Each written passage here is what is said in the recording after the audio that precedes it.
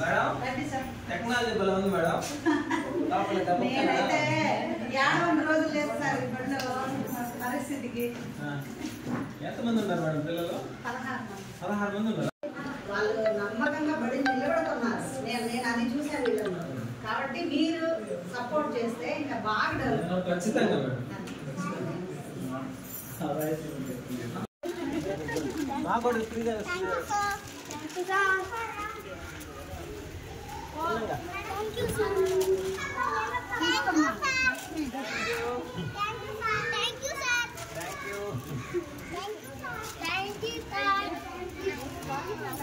బళ్ళకి ఎంత రోడ్లు బాగా మా కూడా ఫ్రీగా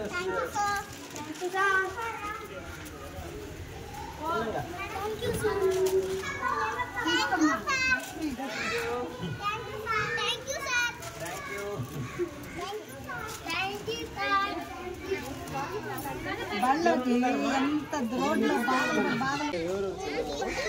అప్లై చేస్తున్నారు. అందరికీ నమస్కారం. 5 ఏళ్ల వైసీపీ పాలనలో ఈ సర్వేపల్లి నియోజకవర్గాన్ని 5 సంవత్సరాల పాటు శాసనసభ్యుడిగా మంత్రిగా కొనసాగించి ఎక్కడా కూడా గ్రామాలలో సమస్యలు ఉన్నాయా, ఆ సమస్యలను పరిష్కరించాలా, గ్రామాలకు రోడ్లు ఉన్నాయా లేవా, స్కూల్ పరిస్థితి ఏంది, బిడ్డలకి స్కూల్స్కి పోతున్నారా లేదా, ప్రభుత్వ పాఠశాలల పరిస్థితి ఏంది, ప్రభుత్వ వైద్యశాలల పరిస్థితి ఏంది అనేటువంటి ఆలోచన కూడా లేకుండా 5 సంవత్సరాల పాటు కాలయాపన చేసి సర్వేపల్లి నియోజకవర్గంలో కోట్ల రూపాయలు దాచుకొని కరోనా ప్యాలెస్లు కట్టుకొని నేడు కూటమి ప్రభుత్వం గెలిచిన తర్వాత పోలీస్ స్టేషన్లకు వెళ్లి అయ్యా నా మీద కేసులు పెట్టారని చెప్పి మందిని వేసుకుని పోయి షోలు చేస్తున్నటువంటి మాజీ మంత్రి మాజీ శాసనసభ్యులు కాకాని గోవర్ధన్ రెడ్డి గారు నమస్కారం. ఎక్కడున్నారు సార్?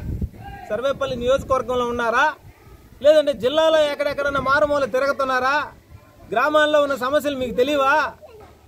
అందుకే డిపాజిట్లు కూడా లేకుండా ఓడిచ్చారు. ఏదైతే సర్వేపల్లి నియోజకవర్గంలోని వెంకటేశ్వర మండలం కురిచెర్లపాడు హరిజనవాడ నందు కనీసం 600 మంది నివాసం ఉంటున్నారు. ఈ ఊరికి రోడ్డు లేదు. కనీసం 1.5-2 కిలోమీటర్ల దూరం వరకు డొంకలో రావాలా, పాములు పోయేటువంటి పరిస్థితి. పసిబిడ్డలు, వృద్ధులు ఎవరైనా హాస్పిటల్కి వెళ్ళి ఊర్లోకి రావాలంటే భయభ్రాంతులకు గురయ్యే విధంగా కంప చెట్లతో నిండిపోయి ఉంది. కనీసం 5 సంవత్సరాల పాటు మీ నాయకులు కావచ్చు, మీ కార్యకర్తలు కావచ్చు ఆ రోడ్డు కనపడలేదా? అదేవిధంగా 16 మంది పిల్లలు ప్రభుత్వ పాఠశాలకు వస్తున్నారా పసిబిడ్డలు గ్రామంలో. వాళ్ళందరూ కూడా మేము ప్రైవేట్ స్కూల్స్కి పంపించుకునే స్తోమత మాకు లేదు, మేమంత గొప్పవాళ్ళం కాదు, మా బిడ్డలు గవర్నమెంట్ స్కూల్లోనే చదువుకుంటారు, మా ఊర్లోనే చదువుకుంటారు అని చెప్పి పంపిస్తుంటే ఆ స్కూల్ చూస్తే రేపు కూలిపోద్దా మాపు కూలిపోద్దా అన్నట్టుగా ఉంది. వానలు వస్తే మాత్రం పడవేసుకోపోయి పడవల్లో కూర్చొని చదువుకోవాల్సినటువంటి పరిస్థితి. 3 అడుగులు లోతుకుంది. మరి ఇన్ని పరిస్థితులు ఇంత అధ్వానంగా ఉంటే 5 సంవత్సరాల పాటు నువ్వు, నీ కార్యకర్తలు, నీ చెంచాలు ఎక్కడ జరుగుతున్నారయ్యా గోవర్ధన్ రెడ్డి? ఈరోజు మీడియా ముందుకు వచ్చి ఎన్డీఏ కూటమిని కావచ్చు, ఎన్డీఏ కూటమి గెలిపించినటువంటి సోమిరెడ్డి చంద్రమోహన్ రెడ్డి గారిని కావచ్చు మాట్లాడడం కాదు. ఇప్పటికైనా సరే సిగ్గు తెలుసుకో. ఇక్కడికి వచ్చాం, ఇటీవల వర్షాల కారణంగా ఆ గుంట అంతా కూడా మునిగిపోయి పిల్లలకి 4 రోజుల పాటు స్కూల్ లేకుండా ఇళ్లలో ఉన్నటువంటి పరిస్థితి. గ్రామాలు చూస్తే పెద్ద పెద్ద గ్రామంలో పెద్ద వాళ్ళకి మాత్రం పనులు అవుతాయి, కానీ పేద బడుగు బలహీన వర్గాలు ఉన్నటువంటి ఏరియాల్లో స్కూల్స్ కి అభివృద్ధి ఉండదు, వాళ్ళకు రోడ్లు ఉండవు, వాళ్ళకి ఇల్లు ఇరు. వాళ్ళ పరిస్థితి అంతేనా? స్వతంత్రం వచ్చి 77 సంవత్సరాలు దాటితే ఇంకా అధ్వానంగా ఉందంటే కడుపు మండిపోయేటువంటి పరిస్థితి. మేము వచ్చాం, మేము చూసాం, మా వంతు మేము ఏం చేయాలో చేపిస్తాం. ప్రభుత్వం ఎన్డీఏ కూటమి ప్రభుత్వ అధికారులకు తెలియజేస్తాం. అదేవిధంగా ఎన్డీఏ కూటమి అభ్యర్థి అయినటువంటి సోమిరెడ్డి చంద్రమోహన్ రెడ్డి గారి దృష్టికి కూడా తీసుకువెళ్తాం. త్వరితగతిన ఆ స్కూల్ని రిపేర్ చేపిస్తాం.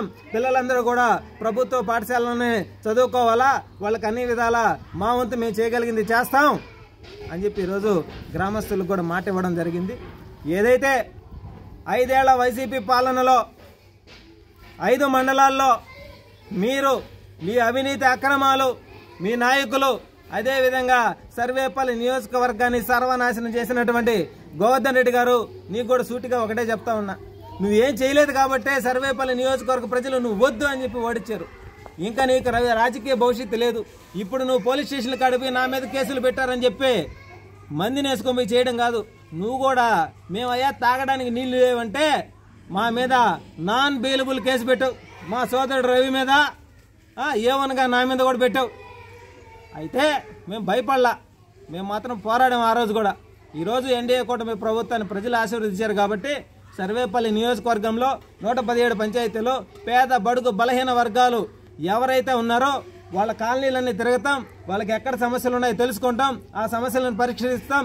ఎవరికి ఇల్లు లేవో వాళ్ళందరూ కూడా ఇల్లు రాపిస్తాం. అదేవిధంగా ఆధార్ కార్డులు, రేషన్ కార్డులు, వైద్యానికి కావాల్సినటువంటి సదుపాయాలు మా వంతు మేము చేయగలిగిందంతా కూడా చేస్తాం. మీలాగా మీ కార్యకర్తలాగా మేము దోచుకోము, గ్రామాలను నాశనం చేయము, గ్రామాల్లో గ్రావులు దోచుకోము, భూములు ఆక్రమించము, దండోపాయాలు చెయ్యం. అదే జనసేన అంటే, అదే ఎన్డీఏ కూటమి ప్రభుత్వం అంటే అని చెప్పి మనస్ఫూర్తిగా తెలియజేస్తాము.